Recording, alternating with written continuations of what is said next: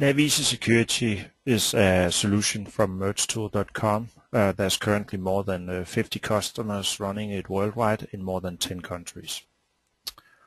So what is it? It's a complete solution for NAV security. It works both in the RoleTailored and Classic client, and the full application is available in both places.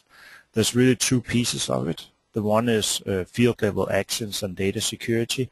It's something that can't be done in standard Navision with permission, and it actually allows to control access to forms and pages, access to individual fields on forms and pages.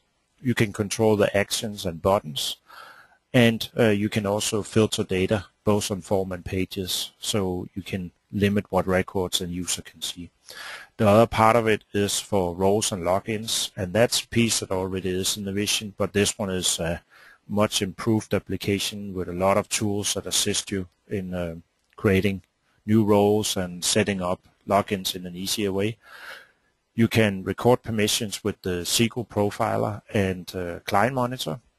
It's possible to both groups, roles and companies. So when you are assigning maybe 30, 50, 100 roles to a person and you need to do it in 10 different companies, it gets quite complex. By doing groups, you probably end up with a few permissions under each user. You can even have permission as another user, so you don't have to maintain every user in the system.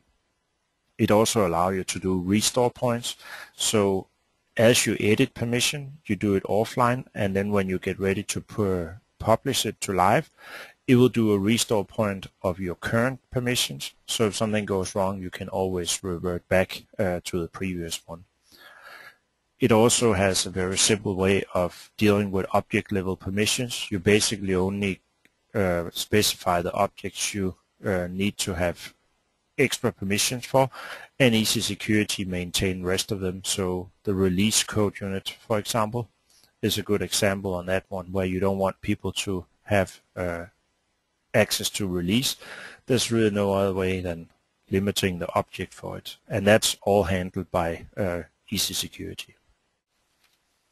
Let's take a look at how you maintain logins and roles inside Easy Security in here. You would normally have to go to the Classic client, go to Tools, Security, Database, Logins, Windows Logins and Roles to maintain them. You don't have to do that anymore. It can all be done from the RoleTailored client instead. So if I take a look at how it is, I have a role center here, and I can go take a look at my logins, and this one is a list of all of my logins. I have both Windows and database logins in the same window actually. There's several things you can have on a login. You can put an expiry date in on a person. You can also set up permission as another one. So I have Peter down here, and he's actually doing the exact same thing as John. So let's go in here and say that I want to have permission as my user John in here, and I now have to only maintain John because Peter automatically gets the same permission every time I change John in here. If I go take a look at John and the access controls that is assigned to him, that's currently nothing at all. And normally you would assign roles and company combinations, and it can get into a lot of combinations. And you can still assign roles individually, but you can also assign groups of roles. So if I take a look here at a group, and I'll go in to look at advanced and look at my sales group in here, I can see this sales group actually contain multiple other roles in the system out here. So I don't have to assign all these roles individually. That's actually 13 roles currently in here. So I want to assign the sales role. And before I do that one, let's look at the lines in here, because even in a group, you can actually assign other groups. So if you needed to build a manager that needed to do the same as the salespeople, the warehouse people, and the purchasers, you basically could just make a group that combined those two or those three together actually, and you still only had to maintain these on a lower level in here. But let's go and add that one. Same way as I can actually add groups of roles, I can also add groups of companies, and I could of course go pick an individual one, but I want to create a new one in here that is all work. So this one is all work companies, and I can go in and assign individual companies into that one, and I want to have my Kronos International, and I want to have my Kronos Recording be part of this company in here. So if I go back here and look at it, I can see this one now contain 2 companies, and I go into assign that role to my user in here. So this one currently is a combination of 13 roles and 2 companies, so I would really have to maintain 26 permissions if I did this manually. I can also go in and assign roles manually in here, and I want to have one here that is super data, and it should be in the Kronos International company, because this user needs to be doing some data setup in this company, but they only need to do it until a certain date, and I would say it's like on the 6th of May or June. They don't have to do that any longer. So that permission will actually disappear when I get to the 6th of June in here. It won't disappear in Easy Security, because the only thing it will do is actually check this field called no permission. If I need it later on to give the user the same access, it could be somebody that covered for a manager, for example, I can just uncheck this one, and I can change my expiry date to a later date, and then I will have everything working again until my new expiry date comes up. So I changed several things in here. If I go here and say update login, it will actually calculate all my roles in here. So I have 27 roles, and I had 45 summary permissions. So let's first take a look at the roles out here.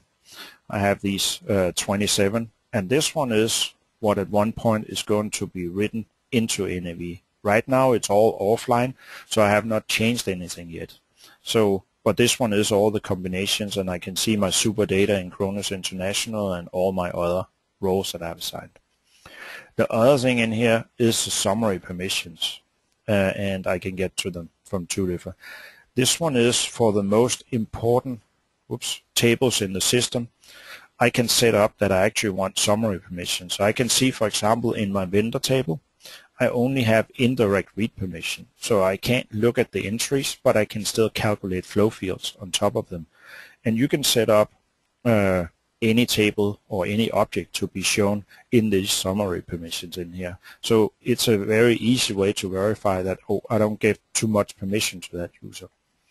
The other thing that is in here is where used, because if I wanted to know which roles or where this role actually was used, I can see my where used, and I see I have 16 different roles that actually assign permissions to my vendor ledger entry. I can see each of them, what level they give.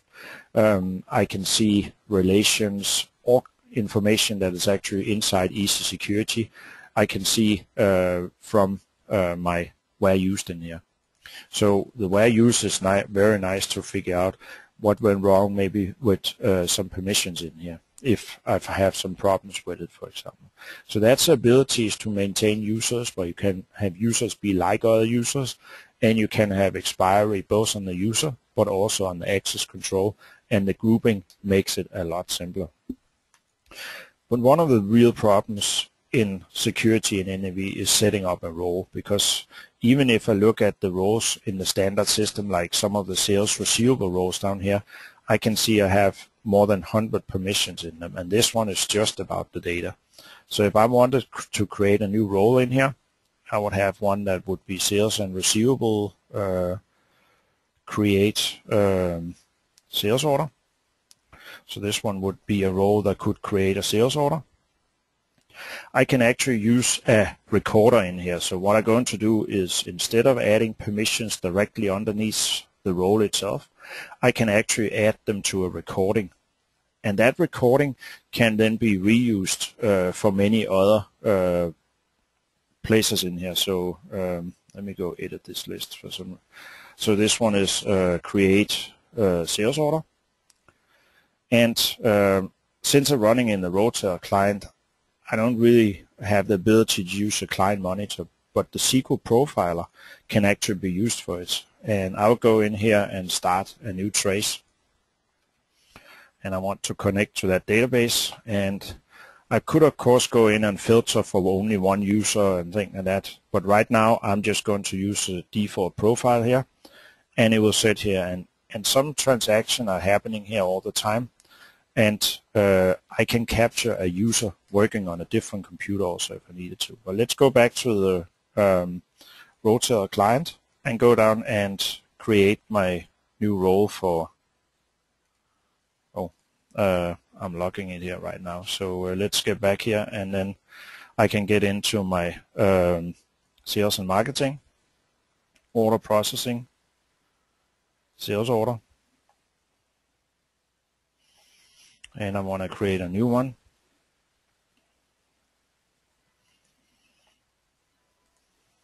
I want to select my customer. Maybe go down, also select a ship to address, and then add an item to my order.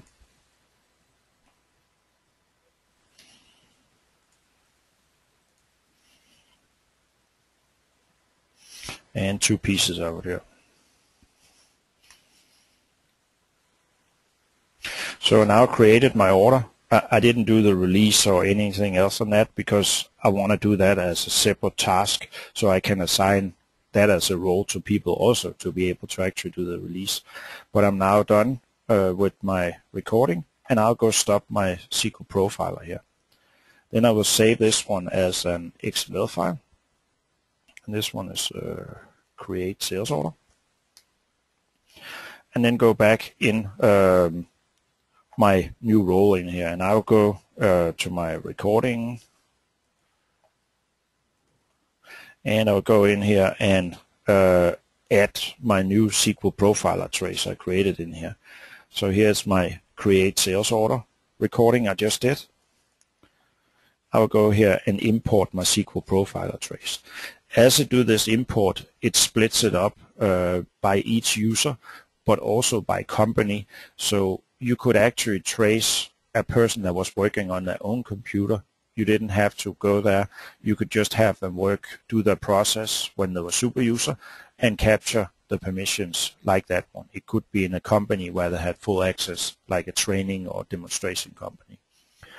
The SQL Profiler is a free tool, so if you running on if you have a SQL database, it comes with it. If you run the native database, you can actually just create a demo environment and restore your objects into it, and then you could even do recording with the profile also. As you see here, when I'm done importing, it summarizes the individual users in here. So I had an application server running, I had something else running here. Let's go edit this list because I don't want to include these transactions. I only want to include the one from my user. And I had my company also, and the one with blank company is the objects. So I'll click OK in here. And this one was 222 permissions to create a single sales order. And let's take a look at what it actually captured in here. So I can see I had a need to read my payment terms, my country code, my item ledger entry. I only needed to calculate a flow fields. So it captured that one, and I know I inserted a sales header, I inserted a sales line, and so on. If I go to the bottom of this list, it also has all the code that executed, both pages and the code unit, and if I ran a report, of course, it would also capture that one. So let's go back to my role now. So I now have attached my new recording here to my role, and if I do this function to update my role, it applies the source code analyzer, and the source code analyzer is based on the actual code in the database. So it includes customization, ISV solutions, add-on, everything in here. And my 222 permissions got to 350 now. And I can go take a look at my permission and see what the difference are. I have some of them out here say recorded, and that's the one I had in my recording, but I have a lot of them saying additional. Since the source code analyzer gives me all these additional read permissions, if I have insert like I had on my sales header, it automatically gives me read permission for all table relations. It also gives me indirect permissions on all flow fields, so I don't get a permission error if I actually try to calculate a flow field. And I can see down here I have my comment, for example. I have an indirect read permission marked as additional. If I go down to the end, I can see all my pages, and I even down here have some marked additional, and that's actually fact boxes.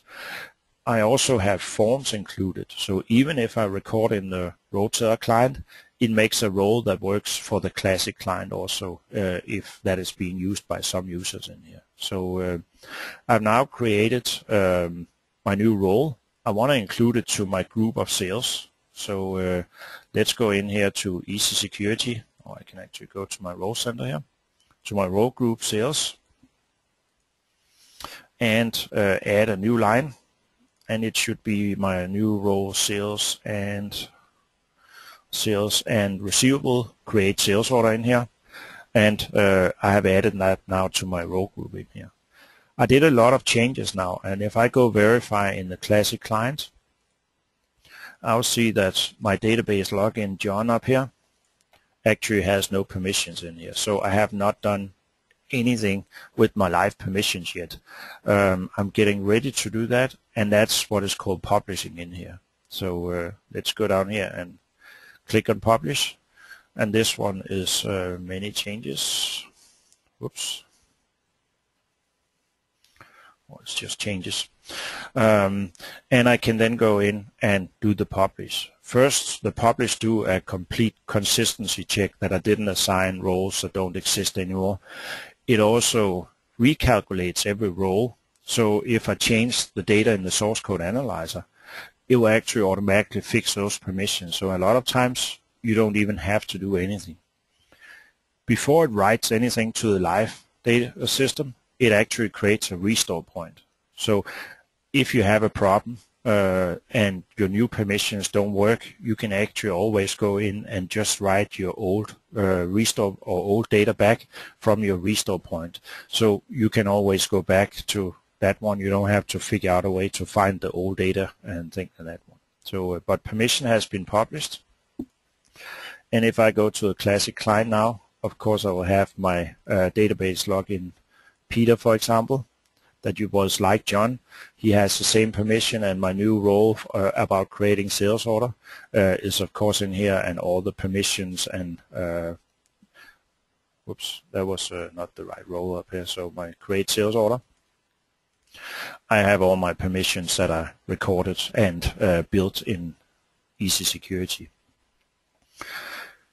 The last thing I want to take a look at is actually restore points down here. Restore points is a snapshot at the time when I actually did the publish, but you can also manually go do a restore point in here. So this one is just a manual restore point, and I want to create a restore point for my live system. So it now takes a snapshot of my live system, and I would then go look a little at the data here. So all the data that it captured was all the normal information that is to do about security. So if I looked under database logins, I could go down to John, and I could look at the access controls, and I could see everything that he had. Same about roles and Windows logins, of course. Another thing is you can actually also print this one. And print is a lot more than printing. It's actually an ability to also compare them in here. So I had my new restore point, and the other thing I had was the last one I have before I did the publish in here. So let's compare those ones. And I want to compare the data. And let me just select indented. I want to look at database logins, and I want to look at roles in here. And as I click OK, it now builds the data, and it actually now presents me so I can look at the data in here. So I had my old and new code. I can see under John, I have a lot of new lines. And then I have Peter, I have the same new lines, and then there's a lot of the same. But I can actually go down here and say, okay, let's look at the next change down here. And I will go down and I'll find it myself here. I have my sales and receivable create sales order. That was my new role. So This one, of course, could be pushed to Excel or anything like that if you wanted to print it, but it's a real nice thing to be able to see all your changes to your security and be able to compare almost anything in the system. So, yeah. But that's really the functions for Easy Security roles and login. Very simplified maintenance of logins by using groups of roles, but also groups of companies. You can also do expiry. Recording of roles can be done with the SQL profiler, and the source code analyzer ensures that the roles actually works the first time.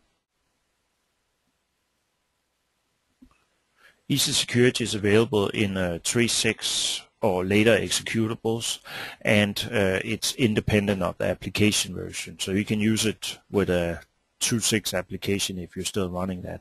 There's only new objects, so you really don't require a merge at all. And currently it's available in 8 languages. It's all the Western European and North and South America languages available. It can be really, there's 3 different setups that could be useful for it. You can use only the login and restore portion, and that's $800. If you also want to be able to record the roles and the login and restore points, it's $2,000. Field level security can be purchased by itself, and it's $2,400. If you decide to get the complete solution, both for roles, logins, restore points, and the field level security, you have to pay $4,000 for that one. MergeTool.com offer fixed price installations, and we also have support if we do the installation, and there's no other NAV modules required to actually buy the Easy Security solution. If you want more information, there's a lot on it on the MergeTool.com website. If you want a demonstration version or have other questions, feel free to send an email to info@mergetool.com, and we will respond back. And we can also do online demonstrations if you have more questions than normal.